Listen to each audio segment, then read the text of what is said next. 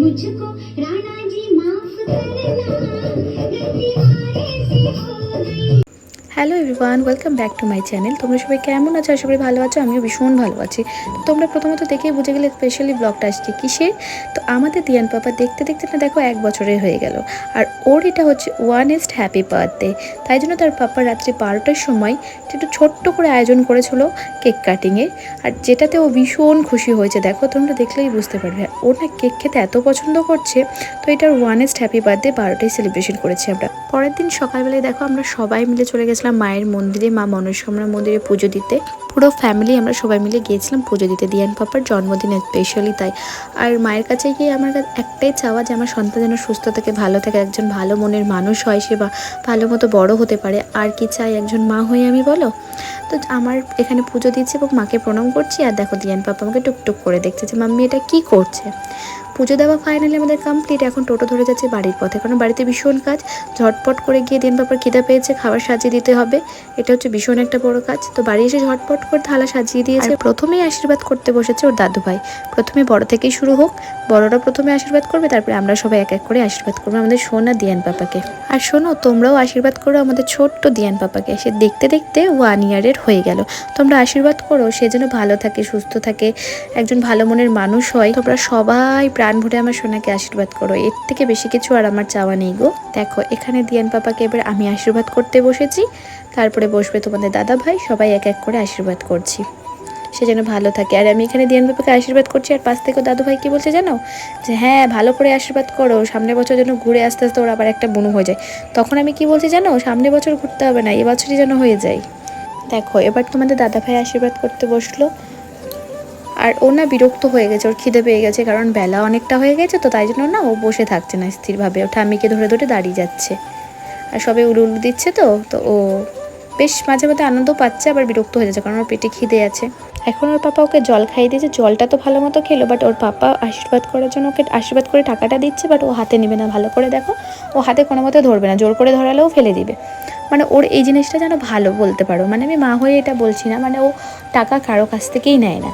যে কেউ যদি ওকে টাকা হাতে দেয় ও নিতে চায় না, আর যদিও জোর করে দেওয়া যায় ও ফেলে দেয়। ও একমাত্র ন্যায় হচ্ছে ও ঠাকুরদা যখন আসে কাছ থেকে, তখন ওকে রোজ 10 টাকা করে দেয় ভাড়ে ফেলার জন্য। একমাত্র সেই টাকাটাই ও গিয়ে হাতে নেয় এবং হাতে নিয়ে এসে আবার আমাকে দিয়ে দেয় ভাড়ে ফেলার জন্য। এখানেও দেখো ওর বড়ো বাবা ওকে পায়েস খাইয়ে দিল, আশীর্বাদ করে টাকা দিচ্ছে, বাট ও কোনো মতেই হাতে নেবে না। ওর এই জিনিসটা খুব ভালো, টাকা হাতে চট করে নিতে চায় না। জানো তো, আমি খালি একটা কথাই ভাবি, যে এই কিছুদিন আগেই আমার দিয়ান পাপা আমার পেটুতে ছিল, আর দেখো দেখতে দেখতে সে কত বড় হয়ে গেল, তাই না? দেখতে দেখতে 1 বছর পার হয়ে গেল, দেখতে দেখতে আরও কয়েক বছর পার হয়ে যাবে। আর এইটা হলো দিয়ান পাপার পিমনি, আর পাশে যেটা আছে দিয়ান পাপার দিদি ভাই। আর এই যে দেখো দিয়ান পাপাকে আমি ছেড়ে দিয়েছি যে ও কী করে দেখি খাবার নিয়ে। ওকে থালাটা সামনে আগিয়ে দিয়েছে, আর ও দেখো ও তো খাওয়ার একটাও মুখে নিচ্ছে না, ও খালি পুরো ভাতটাকে ছিটিয়ে দিল এবং ভাতগুলোকে হাতে মুঠ করে নিয়ে নিচে ফেলে দিচ্ছে। এটাতেই ও মজা পাচ্ছে।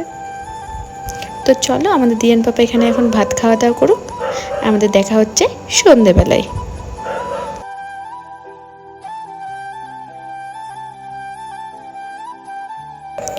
সো গাইস, এটা হলো আমাদের সন্ধ্যেবেলার ডেকোরেশন।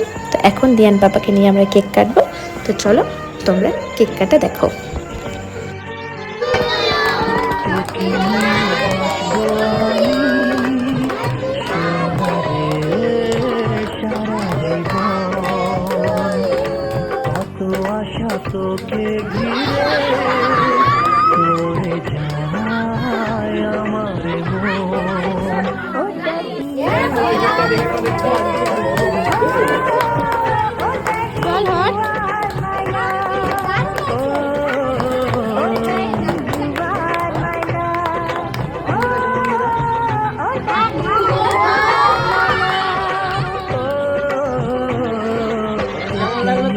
বাঁচবো আমি